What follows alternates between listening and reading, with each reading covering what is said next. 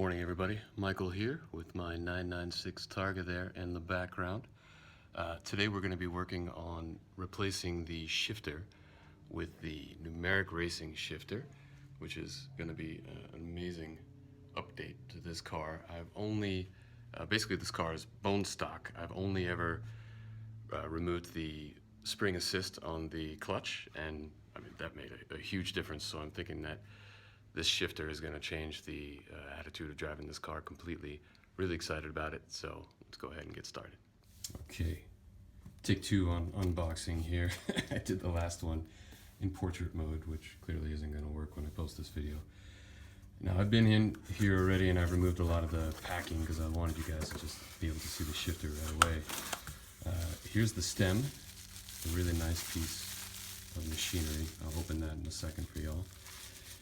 And look at this absolutely stunning piece of work by Numeric. I mean, look at this thing. It is beautiful. It's really a shame that this is going to be hidden underneath the center console because it's just, gosh, it's so nice. You can tell the action is going to be really smooth. I'm not going to be replacing the cables, just putting in the shifter. And the reason for that is I've actually had the opportunity to drive a car with this shifter. Literally, it's my friend's car, so we were able to swap cars, and I was able to see, what the shifter felt like, which is incredible. But the cables were really noisy, and honestly, I've had a noisy shifter before in a previous car, and I just didn't want that again. So, hold on one second while I pop this thing out. You can see just how beautiful that guy is right there. And we are going to be doing the shortest slot. So basically, this would be medium, kind of a longer shift, and I'm going to go for the shortest slot right here. All right, let's take a look inside. Okay, so just to give you guys a little heads up on what we're going to be doing here today. Here's the interior. Pretty awesome shape, if I don't say so myself. We are going to be removing a couple of screws that are in there. I seriously apologize for the lack of light. You can tell I am not a professional at this. And we're going to have to pop out this right here. We're basically going to be removing the top of the shifter. And then in the absolute dark here, I don't think you're going to be able to see, but behind the center console there, we're going to be popping out two pieces of carpet and then removing some bolts, and basically this whole piece here is going to come out, and I'll be able to show you what that looks like after. Okay, this is where things already got interesting, and I wanted to be able to illustrate them for you. I don't know how well I'm going to do it with one one-handed camera action. But if you could see that hole on the left-hand side of your screen right there, that actually had a screw in it, and then this panel, this black panel in the center was there. And, at first it felt really weird, like, oh, somebody spilled something in here, it was going to get sticky. But really, all it took was getting my finger into that little hole you see in the center of the square there, wriggling it around a little bit until I got some purchase, and then I was able to pull it up and remove it. And let me show you what is underneath there. So once we get the panel out of there, a little dirty, we'll clean that puppy up. And then you've got your e-brake assembly there and your adjuster, and then that one little screw. So we're going to take that one out. We're going to be taking out the two screws that were here in the ashtray. I've already removed the ashtray. And then next we're going to be popping out, after that, there's a little bit there in the, I don't know if you can see that panel kind of under the front of the emergency brake. We're going to be taking that off too. Good times ahead. Okay, quick tip I think you guys should see. There are two screws I'm holding in my hand. The one on the right is obviously the much coarser thread. One on the left is the finer thread. The one on the left is what held this plastic piece in, and then the coarser thread seems to be what's holding center console in. So I'm continuing with the removal, but for later when you're going through your pile of screws trying to figure out what goes where, that's going to be helpful. Little note for myself too. Okay, so after a little delay when I discovered I didn't have a T27, so just for all you guys out there, you're going to need a T20, T25, and a T27. I was hoping because this is a 996 and not a 997 that maybe I'd get away with it, but I didn't. So these two guys here were the T27s. So pulled out the ashtray here. One thing to be aware of, that little guy in the corner there, that's where this guy is, and it's kind of a pain in the ass to get that little, to compress this little bit. So what I used was my handy panel remover to just kind of poke one side while I poked the other side with a finger, and eventually it popped, but it was a pain in the ass. These guys, just a heads up, they don't have any kind of like button or anything you have to press to release. You just have to gently wiggle. White on the left, black on the right. So time to continue on and hopefully get this piece out soon. Okay, so next little bit here was kind of working this guy under, around, and it makes little popping sounds, not to be concerned, but then you will get your shift boot up, and we don't have to worry about that for now. We'll move on to the next piece. Okay, so the next little bit was working on these guys, kind of prying out each tab. Wasn't too bad, just pop it here. There's one more over here with the front. I had to use my pointy bit a little bit to get under there, but once it's loose, it just kind of comes out from the bottom. Easy enough. Okay, here's some funny. Right now I've got literally the light looped around my neck so I can show you this.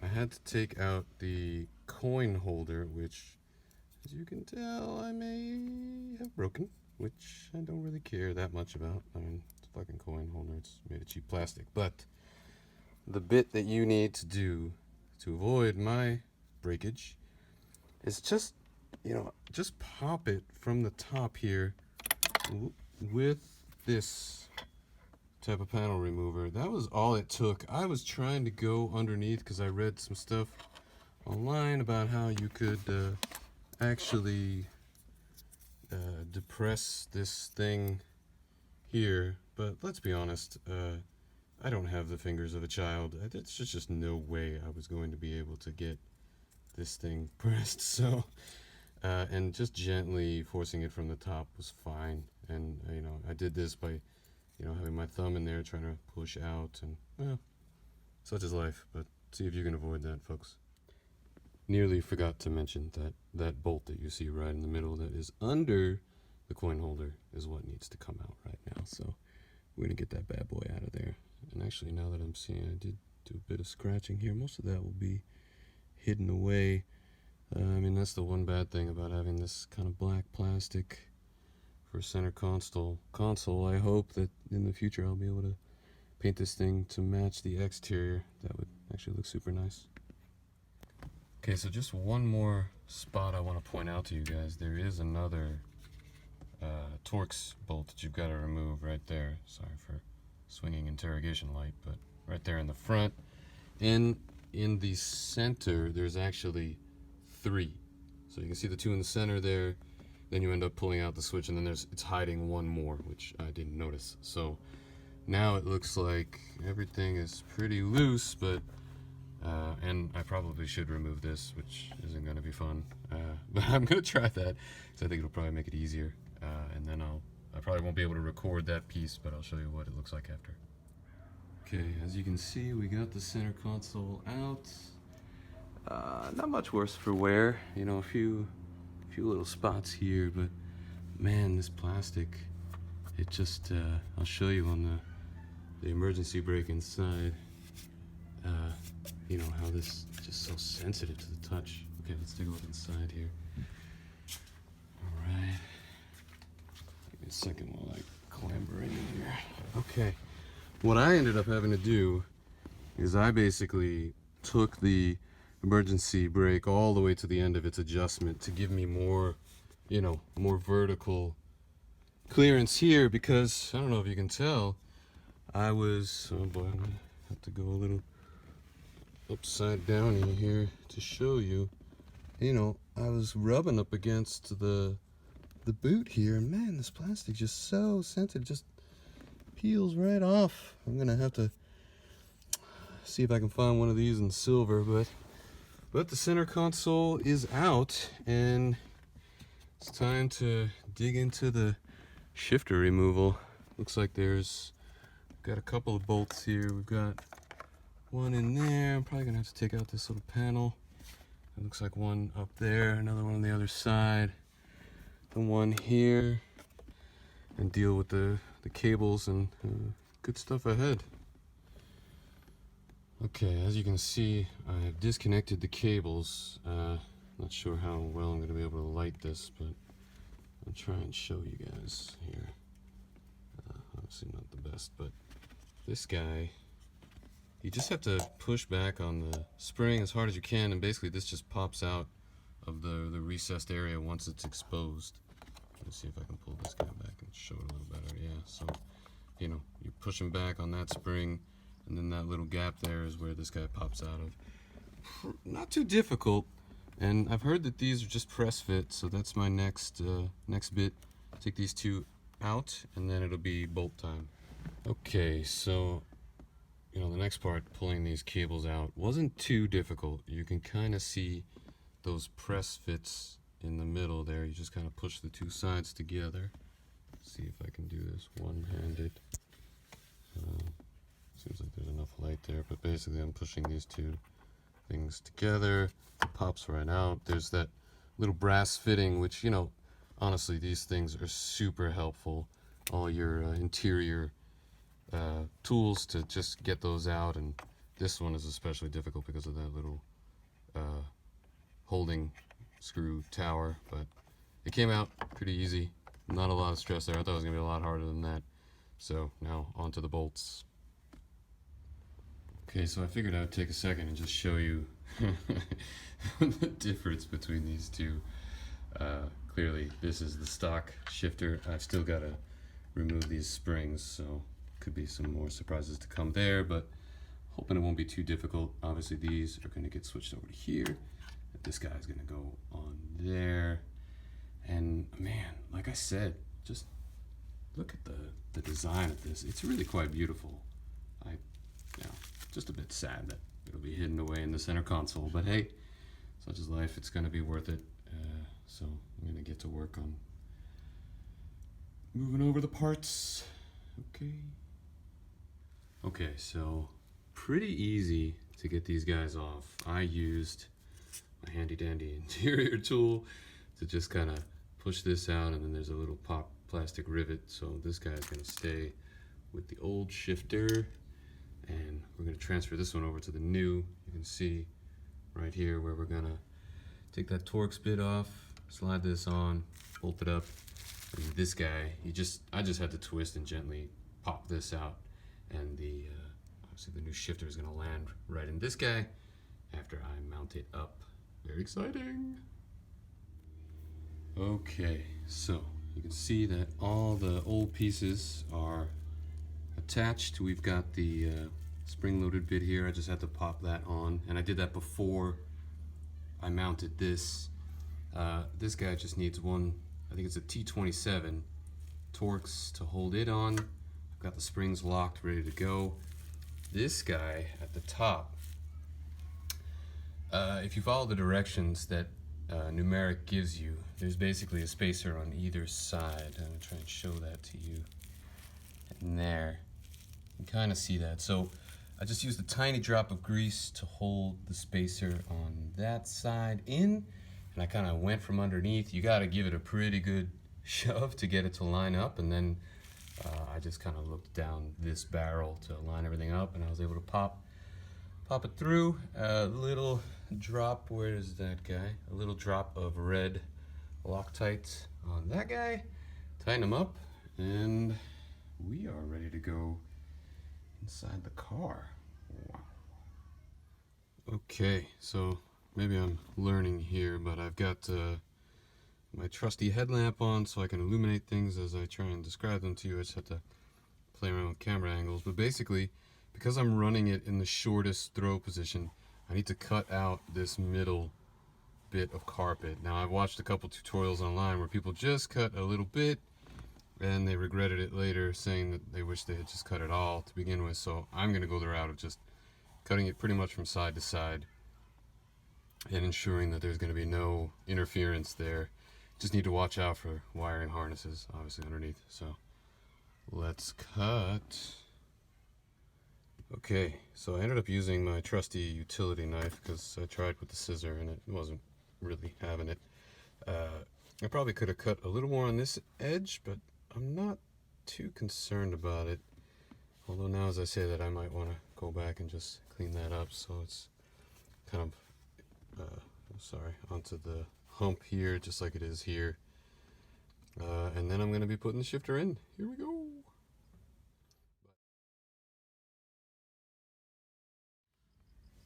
Alright, so you can hear the karaoke in the background, I imagine, but this is why we test things. Let me show you a little something what's going on here. Hopefully I can still do the lighting and alright, I'm gonna switch hands. Watch this. First, no problem. Second, beautiful. First, beautiful. Over here. Third, fourth, everything looking good. Fifth, sixth, got that bolt action, loving it, feels great. Just how solid, you know. And then we're like, hey, let's test reverse, right? So here, watch carefully. Oh, this is not going to happen. Reverse is pretty much unreachable in the most aggressive shift position. A little sad, to be honest. I think I'm gonna have to move it out to the middle position because not having reverse is not gonna work for me because I have to reverse out of my driveway. Well, that's how it is. Next step, adjust shifter. Okay, we're back. I called my buddy who has this shifter, talked to him a little bit, sent him the video I showed you guys. Now I'm going to show you again. You can see here that I've moved it up one level, put it back, first, second, everything's fine. And when sorry about that light. When I go to get into reverse, you can see it's fine now. Like I can get into reverse without any trouble. So it's literally just like I can't run it in that most aggressive position, which seems really weird. Numeric is obviously closed today, it's Saturday, so, well, I'm going to drive it with the shifter exposed for my Sunday drive tomorrow. Fuck it. I'm going to drive it and enjoy it and wait to talk to Numeric on Monday. And I guess that's kind of cool. I get to enjoy the shifter a little bit. And yeah, that's, I'll make some videos after once I get things figured out and get everything back together. But for now, that's today's work done. Cheers. Hey everybody, I am back after having talked to Numeric Racing on the phone and discovered that there's definitely some adjustment that can be done in order to move where this sits. And this is something I think you guys all need to see, so I was able to finally get some good lighting in here. If you can see, I'm going to zoom in for this. If you can see where this guy goes in, I'm actually going to reopen this up. Where this gets attached, right here, there's this little piece.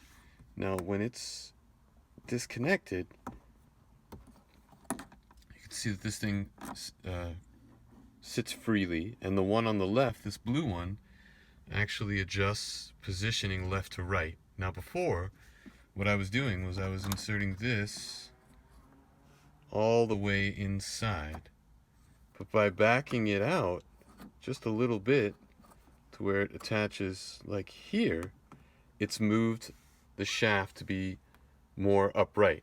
And now I think with a little bit of adjustment here, I can also adjust where this sits front to back and get this to actually lean back towards me a little bit. And then we should be totally clear on this area here to run in the shortest throw. So I'm going to make some adjustments now and then I'll record again. See you in a second. Okay, so I made all the adjustments and lo and behold, there's reverse and plenty of room to clear. So fantastic troubleshooting by Numeric, and probably me not reading all the instructions to begin with, but these little adjusters, they just needed to be backed out, so this ended up kind of leaning towards the back of the car a little bit more and becoming more upright. Before, it was probably sitting to begin with here, which meant that when I went into reverse, it was making contact with this area to the side here. So super pleased. I'm gonna throw on a little aftermarket shifter here, which should be a pretty cool addition to the final set, and you know, I'll be showing you some more stuff about that soon. So very happy now. Gonna have to go out and drive it in this shortest setting and report back. So I figured I'd come outside and give you guys kind of a final thoughts on the shifter.